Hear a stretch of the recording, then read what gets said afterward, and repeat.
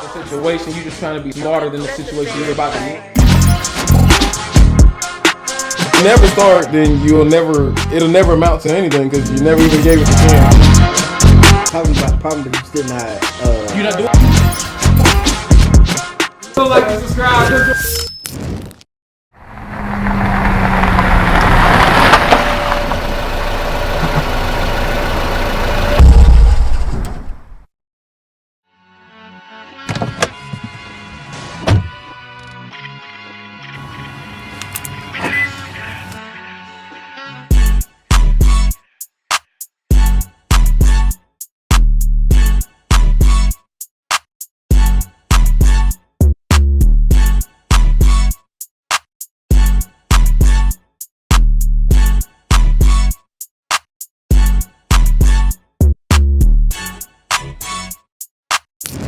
Welcome back, YouTube, with Men of Reasons. Here's with your boy, Kalen. Cam. And we got a special guest today, but we're going to let her introduce himself, all right?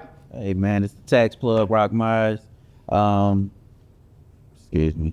No, you good. No, you good, G. You good, G. All right, so we're going to go ahead and pass it to our boy, Sean, but I want to give y'all a little update real quick. We got new mics. We got a new studio setup coming up, so just stay tuned for that when in the upcoming weeks, all right? All right, Sean, take it from here. For sure. What's up, YouTube family? So today we are with the tax plug, Kevin Myers, and we're going to unpack his story today and just have a great dialogue between each other. So, Kev, I want to know in the guys as well, what got you into taxes? What got you into this vein, right? Actually, just fell in my lap. I was managing an office for a friend. Mm-hmm. I had no interest in taxes at all. I managed the office 1 year, and then it kind of grew on me, my love for business. And then the second year, it just kind of just snowballed into me actually doing taxes. Yeah. And then 5 years later, here we are. Yes. Okay. Yeah. Wow. Okay. I like that. Okay. The love of business come from? Started as a child. Okay. Selling donuts for the church or selling candy from door to door for a trip to Myrtle Beach. Yes. Just small stuff, just being involved in the community through my parents or grandparents or my family being involved in the community. So that was just something that we did year round. All right. I like that, man. So from an adolescent, it was basically planted into you, if you will. Definitely. Community service always been something me and my family always been a part of. That's awesome. So my question would be then, what's the entry level look like for somebody who wants to aspire to start building wealth? Would you say that taxes is a good way to start building your wealth, to start investments and things of that nature? Would you say that? I would say so. It's one of many. Yeah. Many avenues out there. I would say just have some type of structure. Many people jump in the tax game just for the money. Yeah. And that's where they mess up at, because taxes is fast money. And if you make fast money, you can spend fast money. So if you don't have any type of plans or any type of financial literacy or any foresight on what you want to do with money and how money works, I say you have to study money. All right. Money is something you attract. So whatever your frequency is, and you're attracting that. And if you are fast paced, like tax for example, tax season is only 3 to 4 months max. Right. So you need to have some type of structure in your life financially to be able to put those funds where you need it to go, so they can allocate and bring you more money. Yes. All right, then speak on the discipline though. Like, what kind of discipline do you have to get up and do what you do on your regular day to day? I would say self-discipline. When you wake up, have a schedule. You need to know what your day looked like last night. Yeah. So before you go to bed, Plan out your day. See it in your mind before you do it. So if you're seeing something in your mind as an entrepreneur, you're already doing it. You're setting it in motion already. So when you're actually doing it, it just comes to second nature. So because you already saw it in your mind. All right. The physical is the last aspect of doing it. That's People a good act, point. people think that's the first thing. Yeah. It's actually the last thing because I already saw it in my mind. Okay, but so then therefore, if thriving requires planning and partnering, then you would say you've had adequate partners, being family members that have shown these things into you of good faith and good wealth, and of course reason, because it's flourishing. You see, you judge a tree by the fruits, right? So the apple don't fall too far from the tree. So that means that my dukes and them, they were already so laying the land and getting it all prepared for you anyway. At all times, don't matter what they was doing, even though they're into real estate, I'm just now interested in going into real estate because real estate wasn't fun for me when I was growing up. I was a kid. I wanted to go do kid stuff. Yeah. But I was Run outside and be outside and do what you're supposed to do. I was doing grown man stuff, which was instilling in me the discipline that you see now. Yeah. So me being interested in real estate now, it's like coming full circle. Yeah.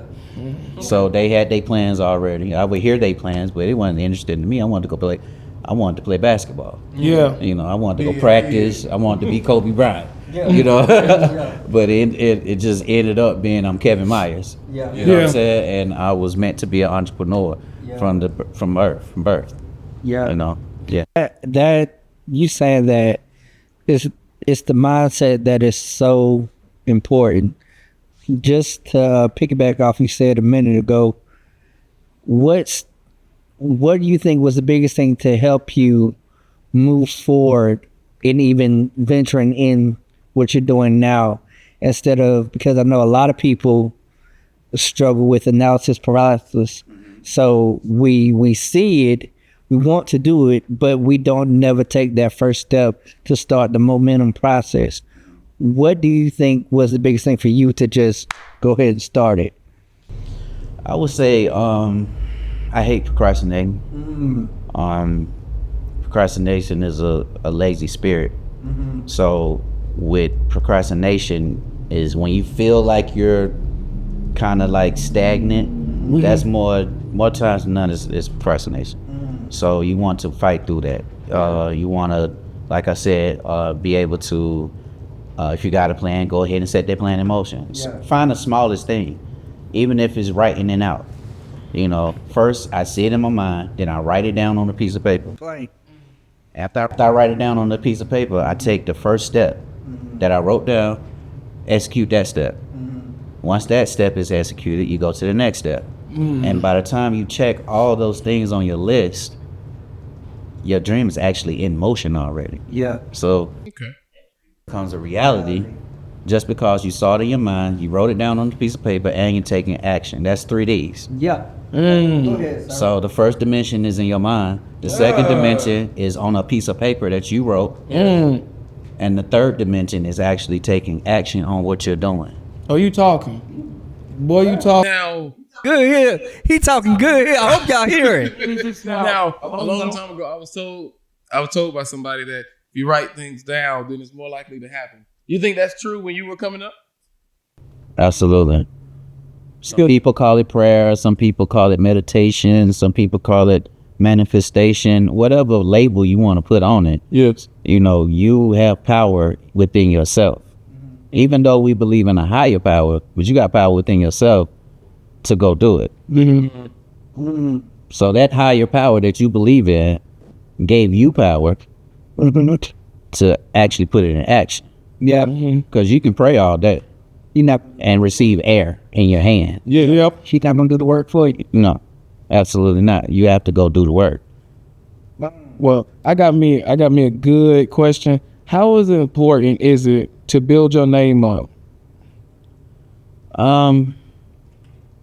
Actually, I didn't have to build my name up. Yeah. Okay, so like I said, a lot of this stuff just happened.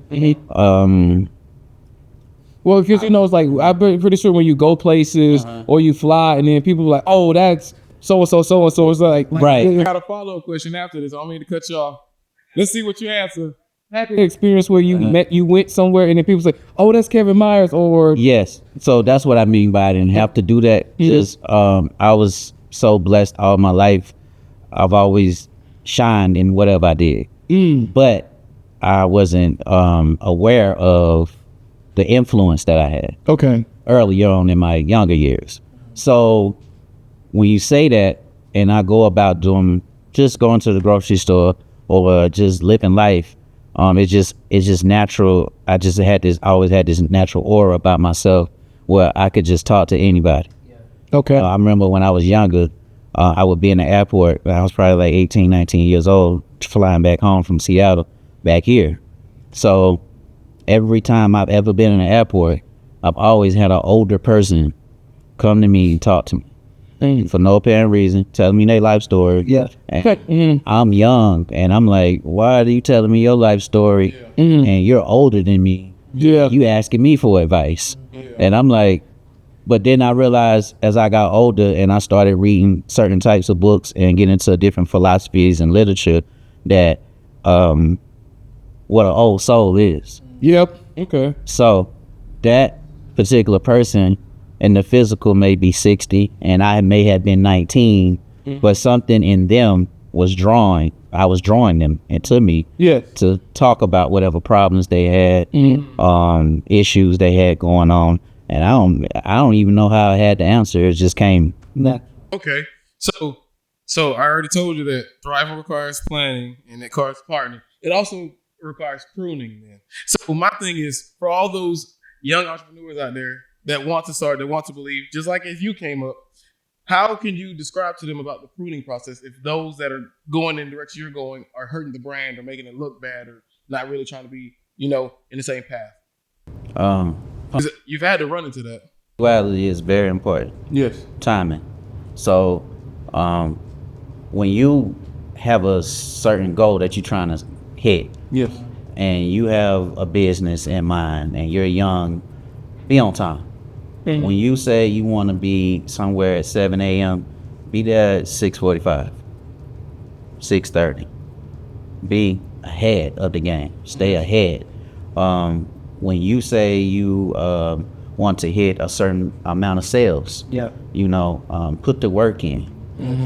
Timing, discipline, work ethic, all these things make great people. If you look at the greats, Muhammad Ali, Mike Tyson, Kobe Bryant, the list goes on and on and on. These people was punctual.